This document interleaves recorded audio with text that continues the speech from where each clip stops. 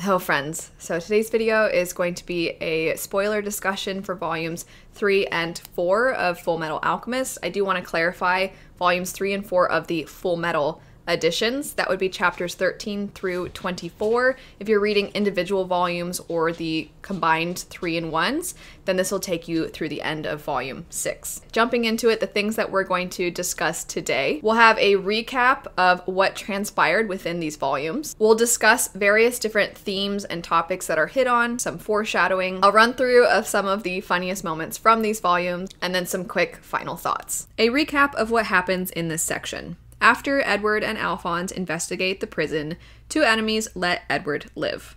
The prison then collapses. Ed wakes up in the hospital and is quickly reprimanded. He calls Winry out to repair his automail. Meanwhile, Alphonse is having an existential crisis. Back with our military men, Hughes keeps bragging about his family to Mustang and basically anyone who will listen. Returning to Edward and Alphonse, Winry reunites with them. Edward won't drink his milk. Hughes insists Winry stays with him and his family. Cuteness ensues. Al and Edward argue. Al and Edward spar. Feelings are shared. The president, aka Tom Selleck, shows up. Hughes goes investigating. Hughes dies. It's really sad. Edward, Alphonse, and Winry go to Rush Valley. There's a funeral for Hughes. It's really sad. Mustang is on the case. Scar finds out more Ishvalans are alive. Edward gets his watch stolen and chases down the thief, who Winry quickly befriends on account of her automail. The pregnant lady, Satara, is having her baby. Winry is on the case. After that, we have a baby being born. Winry stays in Rush Valley to improve her skills, while Edward and Alphonse head to visit their teacher. From there, you get backstory on Edward and Alphonse, including information on their father, their mother, their training, losing their bodies, and being recruited by Roy. And then we end the issue with Edward becoming the Fullmetal Alchemist. Now that we have that recap, I want to jump into some of the themes. There's quite a few that are really significant here, but a lot of them are tied together. And so I'm going to group quite a few with one another. First, I want to talk about trust, communication, and then bonds between generations, especially bonds between generations through trauma, because I think that that is handled really well in this series. It's depicted really accurately, and there's some really powerful moments between some of our younger characters and our older characters. In fantasy, a lot of times it feels like there's this distance between the older generations and the younger, and with Fullmetal, the way they all have to work together, the way they help each other, the way that sometimes the younger generations inspire the older generations, or the older generations have to provide guidance, or sometimes they feel guided by what the younger generations are doing. It's just all done incredibly. So I wanted to dissect that. I want to start with what is one of the most powerful and emotional moments and scenes and panels, and the quote that is one of the most notable for this entire series, and that would be the "This is rain." Oh my gosh, I'm getting sad even thinking about it. So after Hughes passes away and he has his funeral, and you see Roy Mustang breaking down, and the specific things that he says, "I'm fine, looks like it's starting to rain." And then Riza says, "But it's not raining." And he says, "Yes, it is. This is rain." There's the obvious metaphor of his tears, it's raining. That's pretty obvious, but there's something about this that I wanted to dig a little deeper with. So we see that Mustang, because he's the flame alchemist, that he's useless when it rains. So I think there's this additional layer to this moment where he's saying, this is rain, where he knows that he will get past this. He knows he needs to move on, but in that moment he feels useless.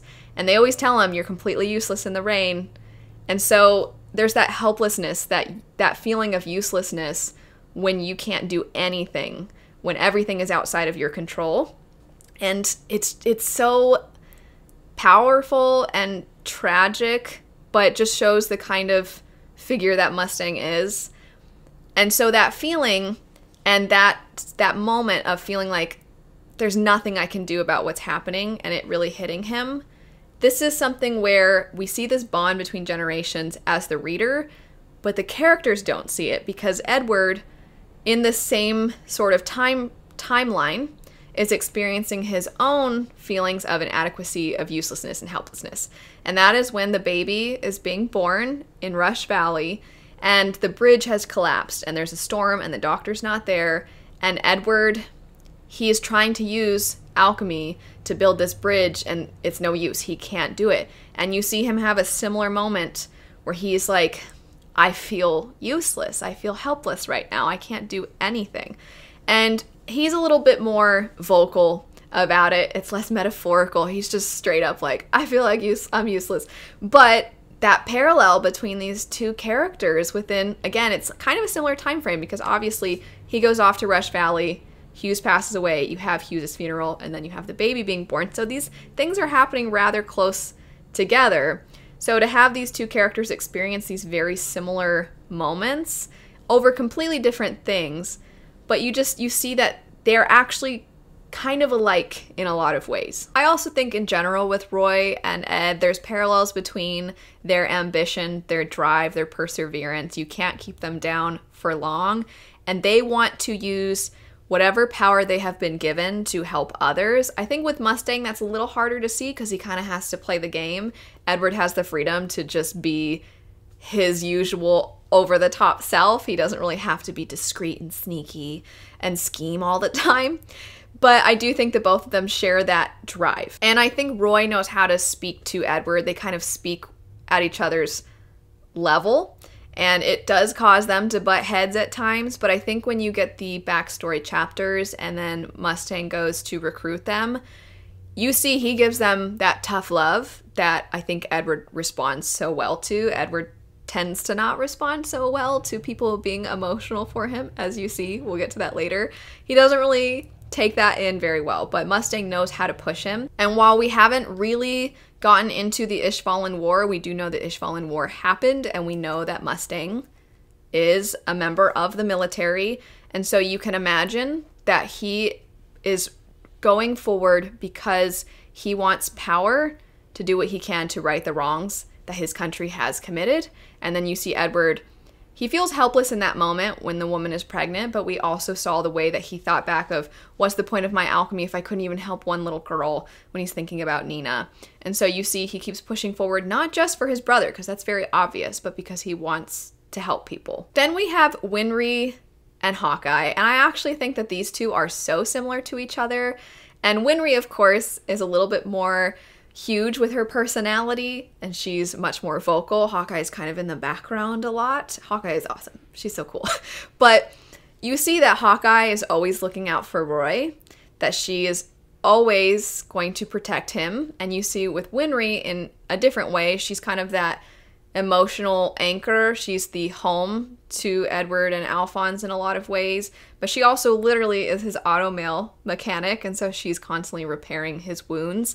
But the two of them, they are similar in a lot of ways, and there's that really amazing scene with Hawkeye and Winry when she was a little girl, when Mustang is talking to Alphonse and Edward, and Winry and Hawkeye are in the hallway, and Winry is talking to her, and she's like, I don't like soldiers. And then you see Hawkeye admitting, I don't like being a soldier either, but I also am going to do what I can to protect those I care about. And she says, it's not something I'm being forced to do. It's something that I decided for myself. That moment, it kind of makes you appreciate when Winry decides, you know what, I'm going to stay in Rush Valley and I'm going to improve my skills because I want to take as much of the burden on Edward and Alphonse's shoulders. I want to take that off them as much as possible. And if giving them the best automail is a way to do that, then I'm going to do what I can to do that. And so both of these individuals, they're kind of like the silent heroes, you know?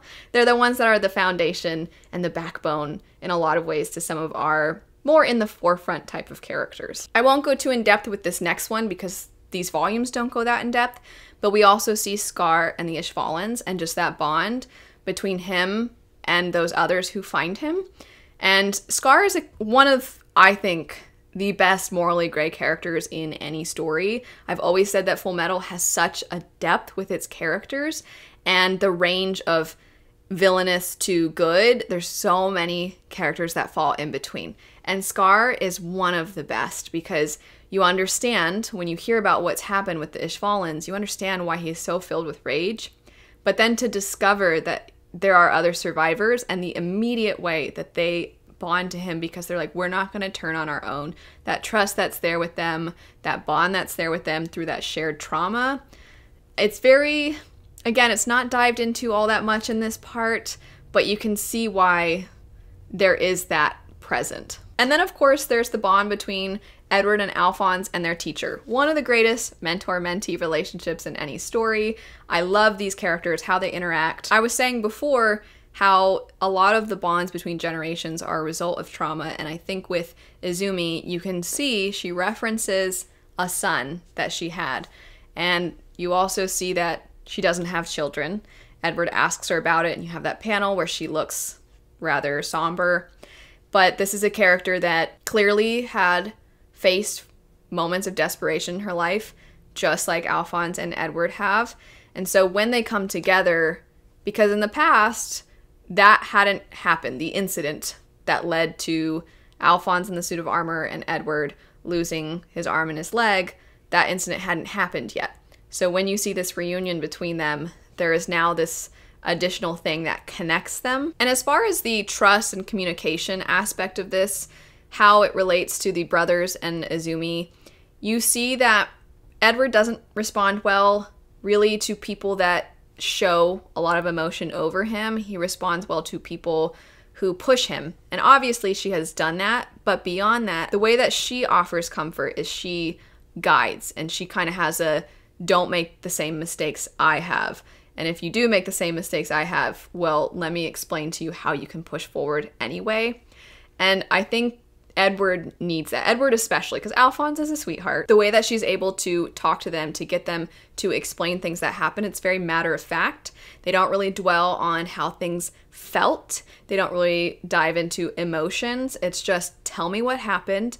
And then when you see what's happened, you can see how these characters are able to talk to one another so easily, because I think there is something to be said of when you've had something traumatic happen in your life, sometimes it's actually a lot easier to talk to people who are outside of your family, or who don't know you with a lot of your past, who don't know you as well as some other people. Sometimes the people outside your circle are easier to talk to.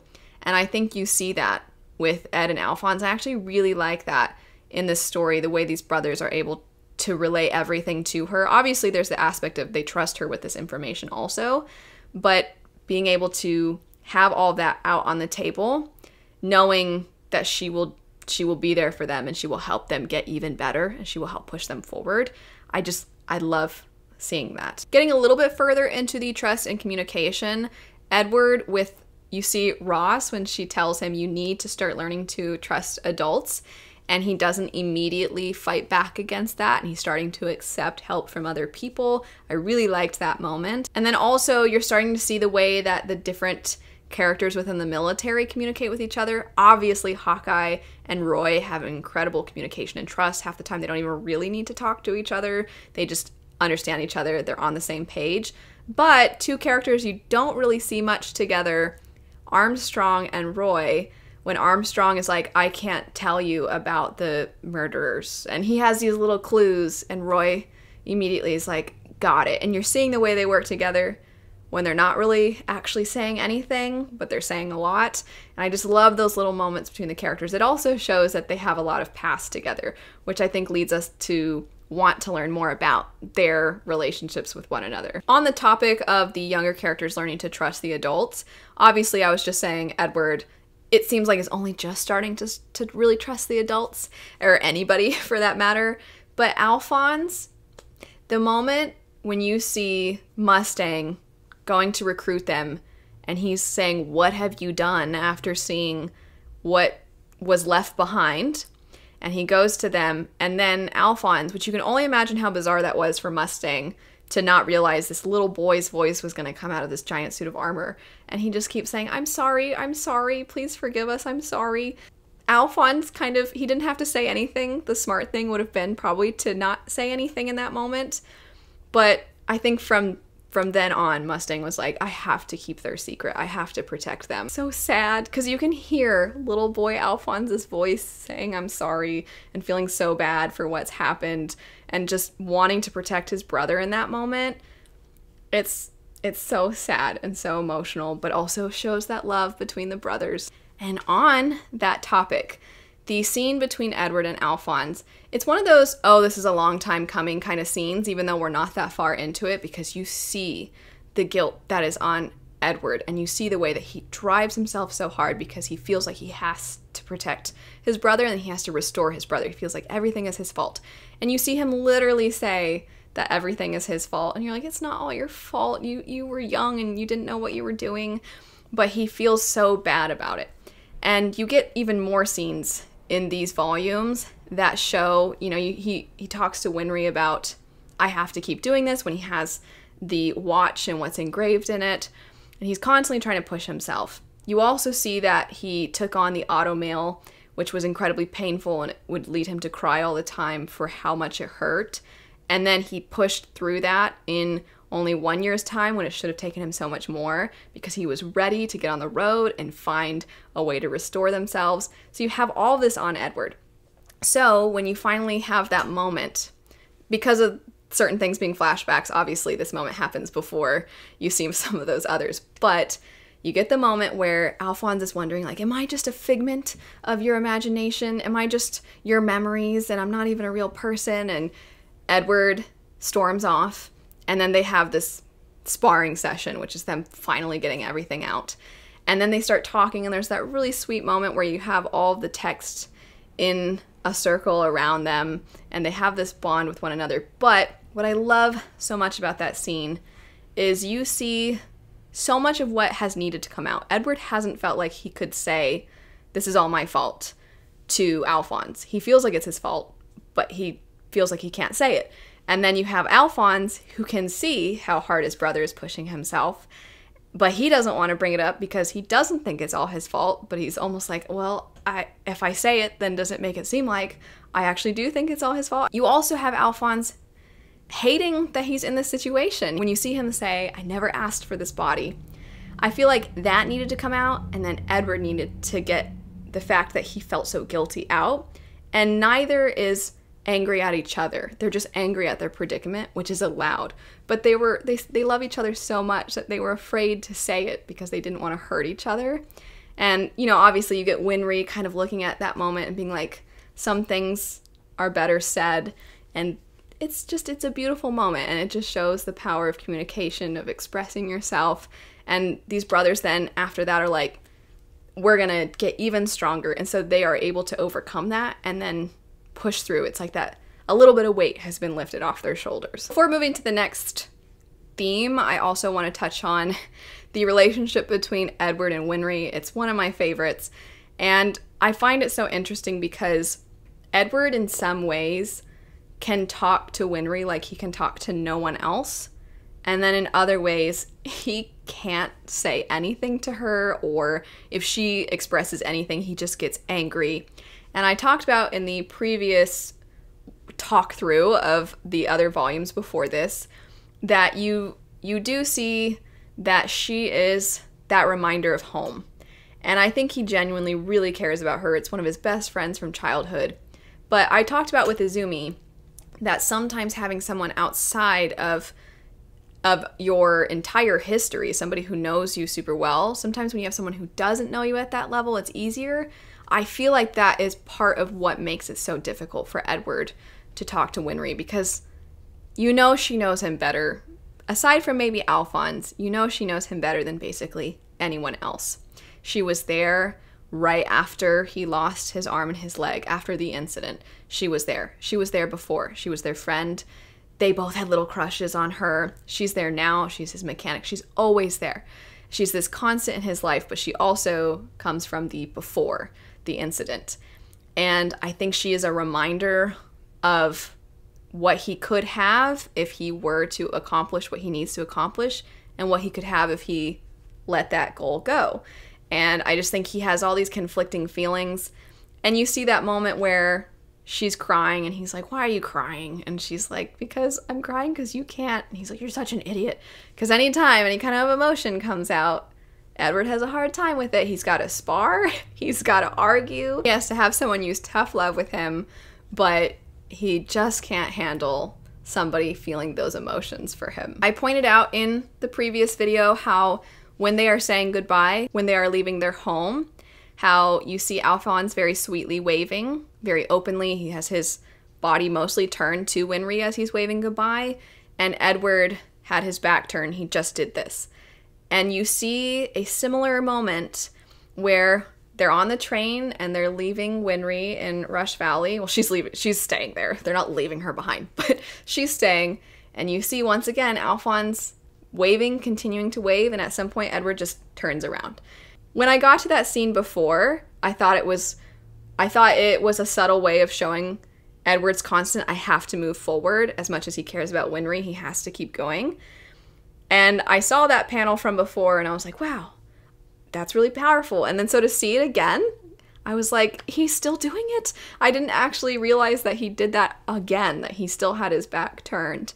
So I think that just kind of reiterates how talented the storyteller and the artist is at using the visuals to convey things. There's no text really in that moment on Edward's end, but you just see in his body language the way he has to face forward. Next thing I wanted to jump into, the next theme would be the loss of innocence, as well as the maturing of certain characters, sometimes maybe maturing even a little too young.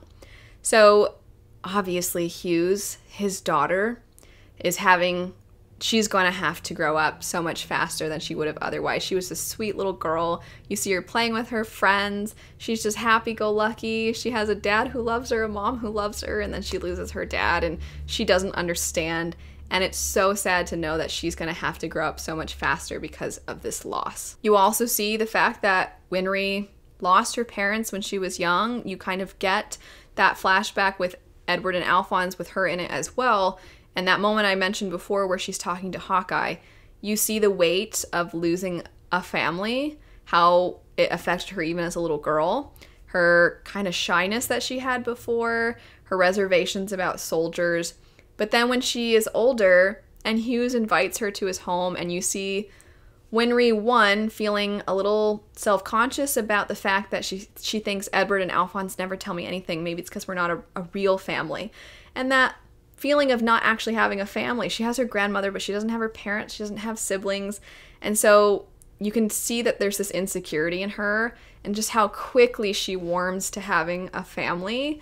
It kind of shows again, she lost so much at such a young age, and the way that she's able to still be so open and vulnerable and willing to love and be loved so quickly. I think that shows a lot of strength in Winry's character. I think you also start to understand Edward and Alphonse on an even deeper level through the fact that you're discovering their father abandoned them. Their mother passed away not too long after, and then they lost so much of themselves, and how they lost parts of themselves, especially for Edward. Both of them, of course, but especially with what he had to see and what he had to sacrifice. So incredibly traumatic, and it has weighed on them so much. And I think there's a moment that shows you just how much they had to grow up so fast. And that's the moment when the woman is pregnant and Edward is so excited to touch her belly.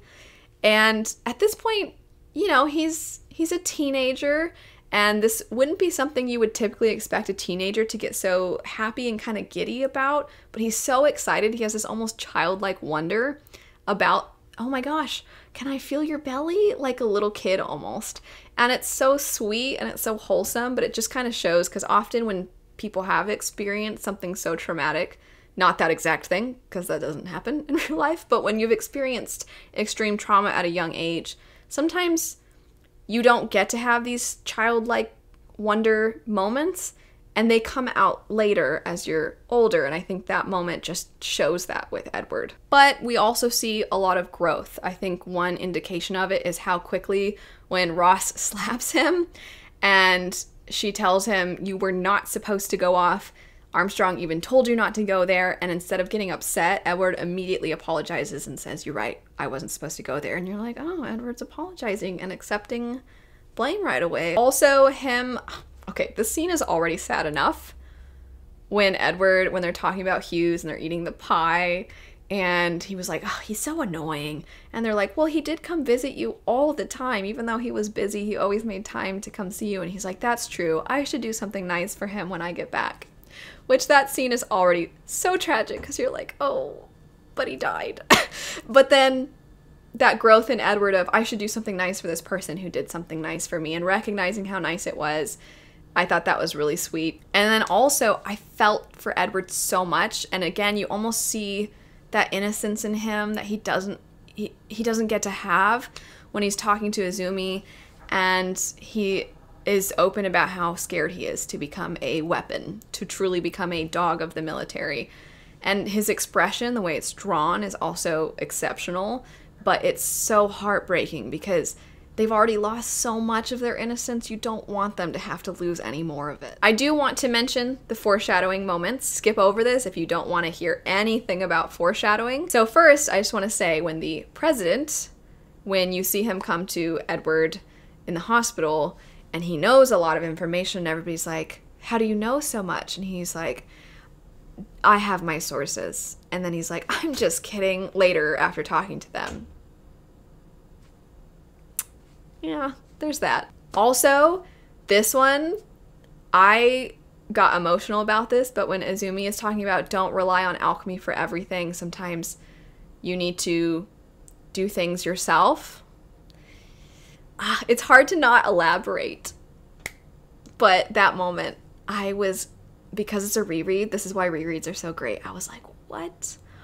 Oh my gosh. That foreshadowing is fantastic. And then with Winry and Hawkeye, there's so much about the scene in the past when Winry is talking to Hawkeye, but Hawkeye talks about how she does not hesitate to shoot if it means protecting those she cares about. And that's all I'm gonna say about that scene. Now getting into the funny moments, ending on a lighter note. Hands down, my absolute favorite funny moment from this whole chunk is when Winry does show up and Edward is suddenly covered in bandages and she's like, what happened? And then you see that when Armstrong found out what happened with Edward and Alphonse, that he, like, bawling came and hugged Edward, and then suddenly Edward was so much more injured, which is already so ridiculous.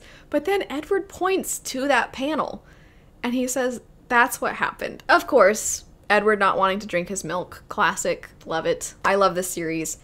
I forgot how amazing so quickly this series is, how much I love these characters already, how funny it is, how emotional it is so quickly, and I'm so excited to continue on. I think I said basically the same thing before. I'm just so happy to be back in this series, in this world, with these characters. But anyway, thanks so much for watching. I hope you have a lovely rest of your day, and I'll see you all later. Bye.